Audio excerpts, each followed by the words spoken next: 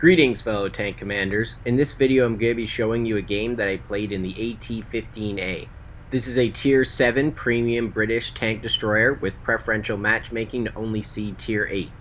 The game I'm playing is a standard battle on El Haluf War with tier 8 as the top tier and 1 artillery on each team.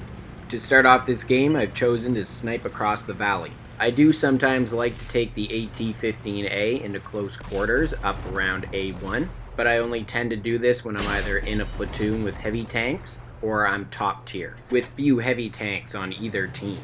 For this game, my AT-15A is equipped with a tank gun rammer, an enhanced gun laying drive, and binoculars. I recommend binoculars over coated optics because the AT-15A has a good gun traverse arc from side to side, so you don't have to reposition too often and you can take full advantage of the binoculars' increased view range. The AT-15A has a fast shooting gun with great accuracy and a good aim time, which means that the gun rammer and enhanced gun laying drive are not necessary. So if you find you're getting hit by artillery too much, you can sub it out for a spall liner and a camouflage net. The increased gun performance, which I have on mine, is just a personal preference. The AT-15A's armor is most effective at long range, since the majority of enemies will have to aim for your cupola in order to penetrate, especially with the preferential matchmaking which it has, and the long range makes it very frustrating for a lot of enemies to find your weak spots. Of course, you still need to be careful of tier 8 tank destroyers, which will go through your armor a lot easier. I've been able to bounce quite a few shots from this position, and I also got some easy damage hits. But my team did not send a large force to the northern flank, so now I'm going to give up my sniping position and show you how the AT-15A fares fighting at a much shorter distance. The main thing to remember when you're fighting in close quarters with the AT-15A is not to overextend and leave yourself an easy target to be swarmed. This can be a difficult tank to fight from the front, so enemies will often try to flank around you. Thankfully, the AT-15A has a decent track traverse speed, and with its large side-to-side gun arc, as long as you have a little bit of distance to fight at, you can usually get in a few shots before they flank around you. Although this is far less effective on really fast tanks, you should be able to auto-lock and keep pace with tanks like the Tiger 1 without too much trouble, and the clutch breaking skill will definitely help you with this. Now, getting hit by a single shot from the AT-15A's gun is not that big of a deal. This means that to use the AT-15A effectively, you have to strategize your game style much like I suggested for the JagTig 8.8. Find ways to make sure that you're in control of when your gun fires. That means waiting till enemies are overexposed and tracking them out in the open, or simply just finding an area where they can't hide from you. Because although one shot might not feel like a lot to the enemy, when you're firing about 14 rounds a minute, the enemy is going to be feeling a lot of pain. And if you're ever coming across an enemy that you just can't penetrate, which shouldn't be too often with its preferential matchmaking, your fast shooting gun can keep them permanently tracked, and hopefully when you request fire on that enemy, your teammates can take full advantage of it. Now, since I've been engaging tier 8 heavy tanks, I've switched over to my APCR shells. Although it might not always be necessary, it's a good habit to get into when you're fighting them. That way you can be a reliable damage dealer for your team. And don't forget how quickly the AT-15A can burn through ammunition.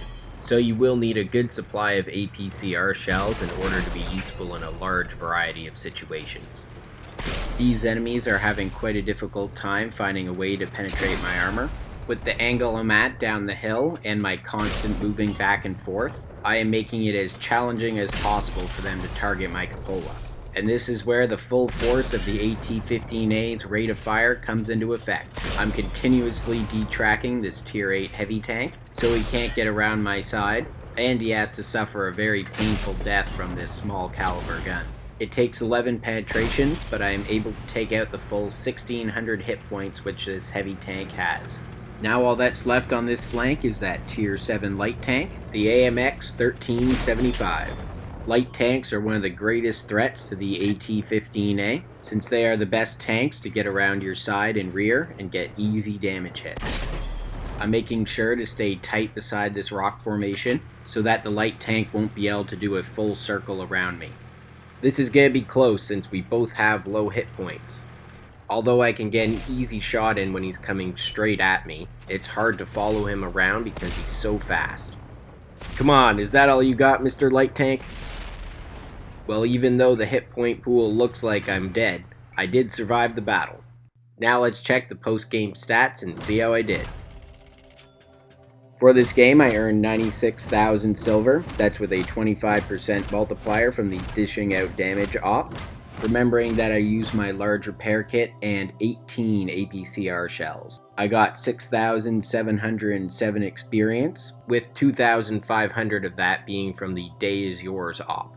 During this game, I managed to deal 4,583 damage, assist with 371 damage, and destroyed 7 enemy tanks while blocking 2,930 damage. This earned me Mastery Badge Ace Tanker, Steel Wall, Top Gun, and Devastator. I placed at the top of my team, earning an awesome base XP of 2,337. I managed to hit 38 of my 48 shots and get 34 penetrations from those. During this game, I destroyed the engine and injured the driver of the Jag Panzer IV, injured the commander in the VK36.01H, damaged the ammo rack in the T-34/100, and damaged the engine in the AMX 1375. Well, that's all for this video. I hope you enjoyed the game and seeing the awesome potential that the AT-15A has. Just remember to pick your positioning well, not overextend, and keep those enemies tracked. Stay tuned for more awesome World of Tanks videos.